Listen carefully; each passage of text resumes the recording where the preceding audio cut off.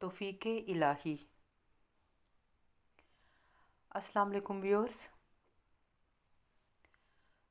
کچھ دنوں سے میرے ذہن میں ایک سوال بار بار آتا تھا اور اس کا تسلی بخش جواب نہیں مل رہا تھا۔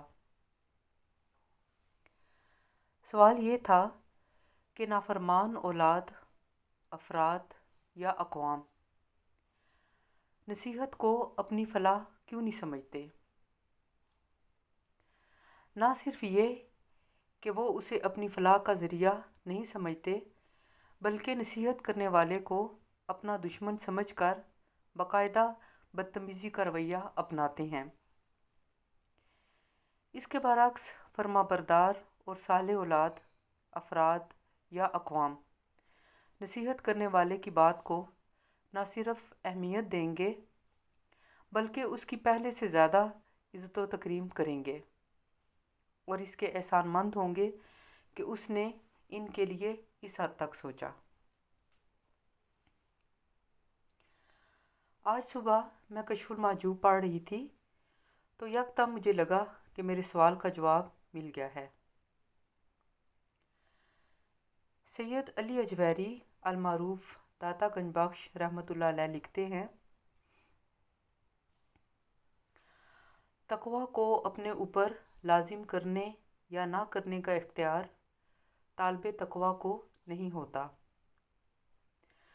پس توفیق الہی کے بغیر معرفت خداوندی میں سے لوگوں کو سوائے عجز و بے بسی کے اور کوئی حصہ نہیں مل سکتا۔ اور ابو الحسن نوری کہتے ہیں، اس کے سوا دلوں کی دلیل اور کوئی نہیں کہ وہ خود اپنی دلیل آپ ہیں۔ اس کی معرفت اسی سے حاصل ہو سکتی ہے۔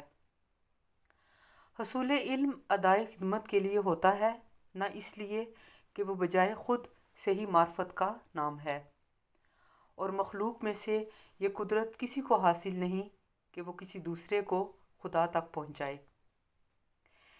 استدلال میں ابو طالب سے بڑھ کر کون تھا؟ اور حضور رسول اکرم صلی اللہ علیہ وآلہ وسلم کی ذات گرامی سے بڑی دلیل اور کون سی ہو سکتی تھی؟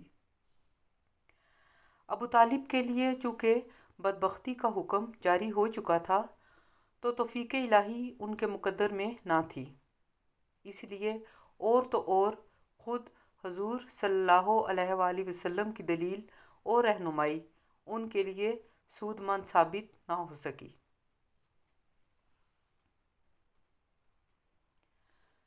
داتا صاحب نے انتہائی خوبصورتی سے اس بات کی وضاحت کی ہے کہ کوئی شخص بھی خود سے پرہیزگار نہیں بن سکتا جب تک کہ اللہ کا اذن شامل نہ ہو۔ قرآن پاک میں سورہ نجم میں ارشاد باری تعالیٰ ہے، الذین یجتنبون کبائر الاسم والفواحش الا اللمم ان ربک واسع المغفرہ هو اعلم بکم اذ انشأکم من الارض واذ انتم اجنۃ فی بطون امہاتکم فلا تزکوا انفسکم هو اعلم بمن اتقی۔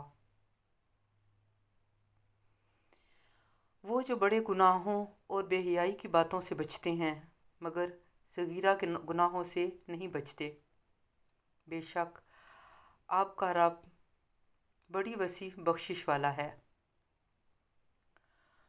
وہ تمہیں خوب جانتا ہے جب کہ تمہیں زمین سے پیدا کیا تھا اور جب کہ تم اپنی ماں کے پیٹ میں بچے تھے،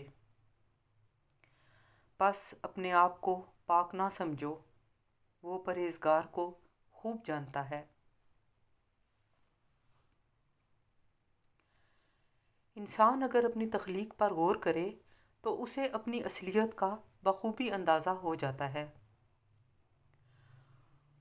وَإِذْ أَنْتُمْ أَجِنَّةٌ فِي بُطُونِ أُمَّهَاتِكُمْ، اور جب کہ تم اپنی ماں کے پیٹ میں تھے۔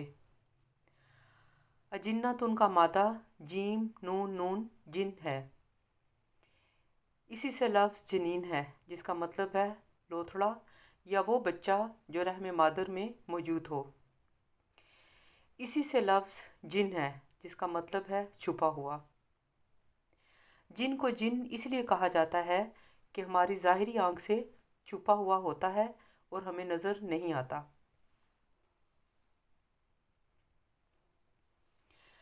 صحیح مسلم میں رسول کریم صلی اللہ علیہ وآلہ وسلم کی ایک حدیث مبارکہ ہے۔ آپ صلی اللہ علیہ وآلہ وسلم نے فرمایا،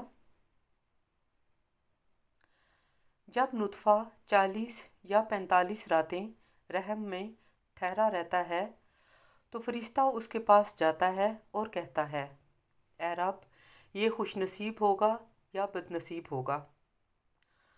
تو دونوں باتوں میں اللہ جو بتائے اس کو لکھ لیا جاتا ہے۔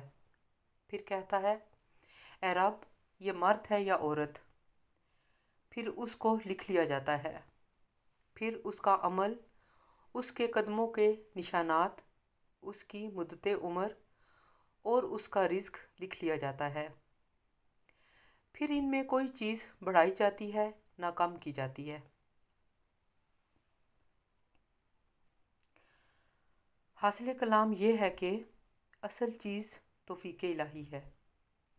انسان کا ہر عمل اللہ کے ارادے اور مدد کا مرہون منت ہے۔ ہمارے پاس سوائے عاجزی اور بے بسی کے کچھ نہیں ہے، اور یہ عاجزی اور بے بسی ہی کی کیفیت دعا کے الفاظ میں بدل جاتی ہے، اور دعا سے حق تعالیٰ کی رحمت کا نزول ہوتا ہے۔ بقول میاں محمد بخش، عدل کریں تے تھر تھر کمبن اچیاں شاناں والے۔ عدل کریں تے تھر تھر کمبن اچیاں شاناں والے، فضل کریں تے بخشے جاون میں جے وی مقالے۔ آپ سب کا بہت شکریہ۔ اللہ حافظ۔